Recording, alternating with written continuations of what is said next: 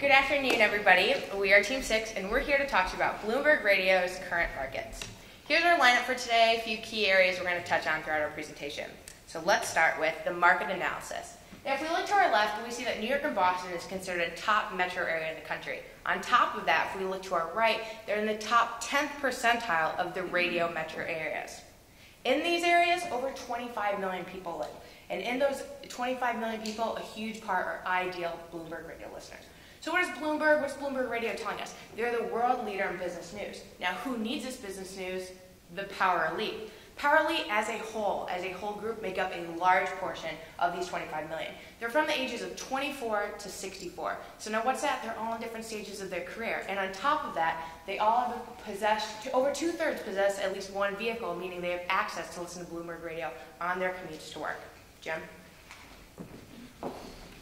So after analyzing Bloomberg's current market in New York and Boston, what we wanted to do was conduct an analysis of news radio listenership as a whole in the United States. What we found is it's on the decline. About 33% of adults surveyed said they listened to news radio yesterday. What you can see on the left is the incline of people who check online resources for news, which actually passed those who tune into the radio for their news in 2011.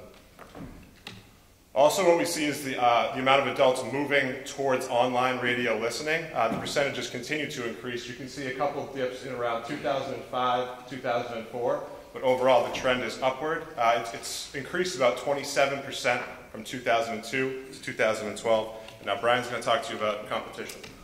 So looking at the competition, there are three general content areas in terms of programming. And these are the types of programs on the radio that would fit into each of those areas. In the center is where Bloomberg Radio competitors would fall. So here's the New York City radio market in terms of news, talk, and information format stations. If you get rid of the stations that focus on local information, sports, music, religious programming, and other things like news and health, these are the stations you're left with. Now, we still need to look at signal strength and if it reaches the metro area. And so two of these stations actually do not, and these are the New York City competitors you're looking at for Bloomberg Radio. Moving on to Boston, we do the same type of thing. And you notice there's still two stations up top, and those are financial news stations. And so Bloomberg Radio wants to keep an eye on those stations because they offer similar programming in terms of financial markets and stuff like that. But there's still some stuff they could do. So if we get rid of the signal, the people without signal, this is what we're left with. And then looking at the actual competition in different areas, this is what you are left with. SiriusXM does have 6 channels with competitors as well. Moving on. So in terms of radio signal analysis, our goal was to get a better understanding of the signal strength and how that applies to our target market, which is the Power Elite.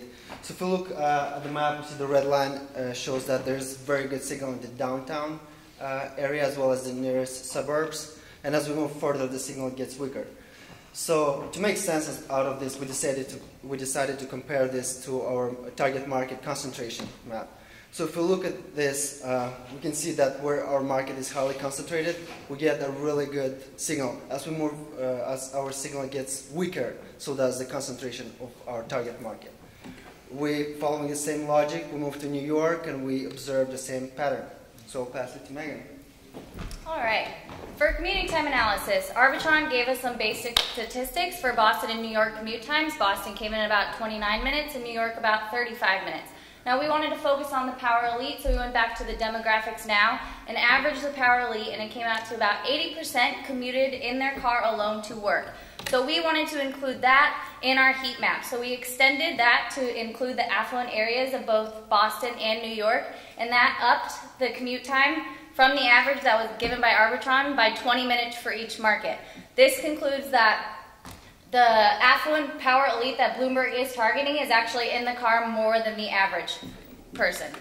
So in conclusion, what we've told you, we are focusing on the Power Elite. One thing to focus on is that there's a trend moving away from radio and towards online resources. We think that is a major thing that you should focus on. Also, we don't agree with Al when he says that Bloomberg has no competition. We think that they do, and that you should be aware of those competitors in New York and Boston. They have a strong radio signal that covers the target market, and the commute time for the Power Elite is greater than the average. Thank you.